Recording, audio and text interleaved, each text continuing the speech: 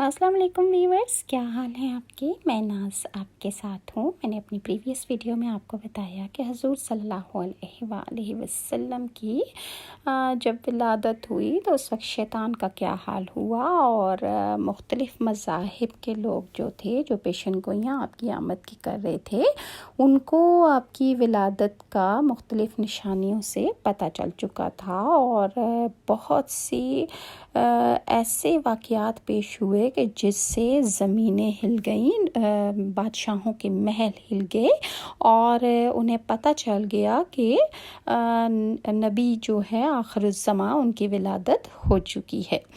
اور اسی طرح قریش کے کچھ لوگ عمرو بن نفیل اور عبداللہ بن جہش وغیرہ ایک بت کے پاس جایا کرتے تھے۔ یہ اس رات بھی اس بت کے پاس گئے اپنی منتوں اور حاجتوں کے لیے، جس رات نبی کریم صلی اللہ علیہ وآلہ وسلم کی ولادت ہوئی۔ انہوں نے دیکھا کہ وہ بت اوندھے منہ گرے پڑے ہیں۔ ان لوگوں کو یہ بات بہت بری لگی کہ ان کے بت جن سے وہ منتیں مانتے ہیں اور پوجا کرتے ہیں وہ کیسے نیچے گر سکتے ہیں۔ انہوں نے اس کو اٹھایا، سیدھا کر دیا، مگر وہ بت پھر گر گئے۔ انہوں نے پھر اس کو سیدھا کیا اور پھر الٹا ہو گیا۔ ان لوگوں نے بار بار بت کو کھڑا کیا اور اس کو سیدھا کر کے جو ہی اس کی پوجا شروع کرتے تو وہ بت اوندھے منہ گر جاتا۔ اور سب سے زیادہ حیرت اس بات پر ہوئی کہ جب انہوں نے اس بت کو ایک دفعہ کھڑا کیا تو وہ نیچے گرا اور اس میں سے آواز نکلی کہ یہ ایک ایسے بچے کی پیدائش کی خبر ہے کہ جس کے نور سے مشرق اور مغرب میں زمین کے تمام گوشے منور ہو گئے ہیں۔ بت سے نکلنے والی آواز نے انہیں اور زیادہ حیرت زدہ کر دیا۔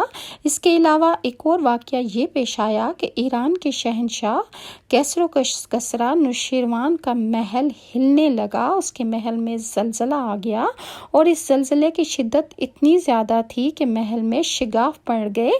نوشیروان کا یہ محل نہایت مضبوط تھا، بڑے بڑے پتھروں اور چونے سے تعمیر کیا گیا تھا۔ اس واقعے سے پوری سلطنت میں دہشت پھیل گئی۔ شگاف پڑنے سے خوفناک آواز بھی نکلی تھی۔ محل کے 14 کنگرے نیچے گرے اور گرتے ساتھ ہی ٹوٹ گئے۔ اس سے نوشیروان بادشاہ جو تھا وہ بہت زیادہ حیران بھی ہوا اور خوفزدہ بھی ہوا۔ مزید یہ کہ آپ کی پیدائش کے وقت فارس کے تمام آتش کدوں کی وہ آگ بجھ گئی جس کی وہ لوگ پوجا کرتے تھے، اور ہزاروں سالوں سے وہ آگ جل رہی تھی اور وہ اس کو بجھنے نہیں دیا کرتے تھے۔ لیکن اس رات میں ایک ہی وقت میں تمام کے تمام آتش کدوں کی آگ آنن فانن بجھ گئی۔ جیسے ہی نبی کریم صلی اللہ علیہ وآلہ وسلم کا دنیا میں ظہور ہوا، تمام آتش کدوں کی آگ بجھ گئی، بت اوندھے منہ گر گئے، اور آگ کے پوجنے والوں میں رونا پیٹنا مچ گیا، اور وہ پریشان ہو گئے کہ کوئی آفت آنے والی ہے۔ کیسر و کسریٰ کو یہ تمام اطلاعات ملی تو اس نے ایک کاہن کو بلایا۔ اس نے اپنے محل میں شگاف پڑنے اور آتش کدوں کی آگ بجھنے کے واقعات اسے سنا کر پوچھا کہ آخر ایسا کیوں ہو رہا ہے۔ وہ کاہن خود تو پہلے جواب نہ دے سکا، تاہم اس نے ان سوالات کے جوابات کے لیے بولا کہ میرے ماموں اس کا جواب دے سکتے ہیں، اور اس کے ماموں کا نام ستی ہے۔ نوشیروان نے کہا کہ ٹھیک ہے، تم جا کر ان سوالات کے جوابات اس سے لے کر آؤ۔ وہ گیا اور ستی سے ملا، اسے یہ واقعات سنائے گئے۔ اس نے تمام واقعات کو سننے کے بعد کہا، ایک عصا والے نبی ظاہر ہوں گے جو عرب اور شام پر چھا جائیں گے، اور جو کچھ ہونے والا ہے ہو کر رہے گا۔ اس نے یہ جواب کیسر و کسریٰ کو بتایا۔ اس وقت کسریٰ نے دوسرے کاہنوں سے بھی معلومات حاصل کر لی تھی، چنانچہ یہ سن کر اس نے کہا کہ تب پھر ابھی وہ وقت آنے میں دیر ہے، یعنی نبی کی ولادت میں دیر ہے، اور یعنی جب اس کا غلبہ ہوگا تو اس وقت میں نہیں ہوں گا۔ اور پیدائش کے 7ویں دن عبدالمطلب نے آپ کا عقیقہ کیا اور آپ کا نام محمد رکھا۔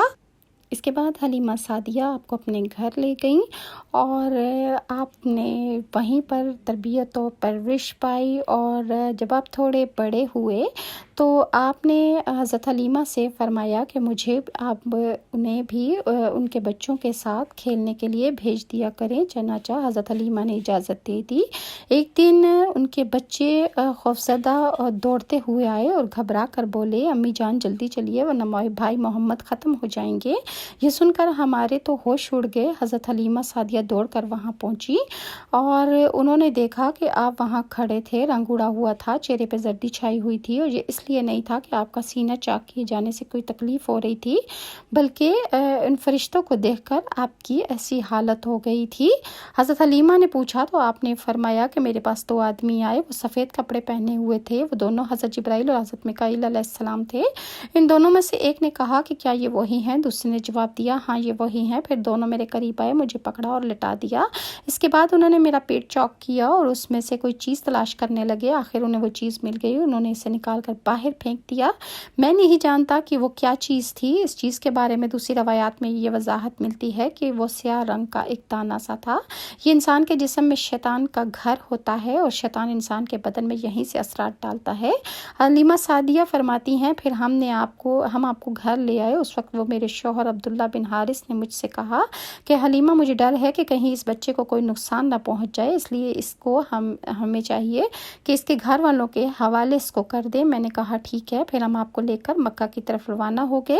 جب میں مکہ کے بالائی علاقے میں پہنچی تو آپ اچانک غائب ہو گئے۔ حضرت محمد صلی اللہ علیہ وآلہ وسلم کہاں کھو گئے تھے اور ان کو کیسے تلاش کیا گیا، انشاءاللہ میں آپ کے ساتھ نیکسٹ ویڈیو میں شیئر کروں گی۔ اگر آپ کو میری ویڈیوز اچھی لگتی ہیں تو کائنڈلی لائک اور سبسکرائب ضرور کیجیے گا، اور نیکسٹ ویڈیو تک کے لیے ناز کو اجازت دیں۔ اللہ حافظ۔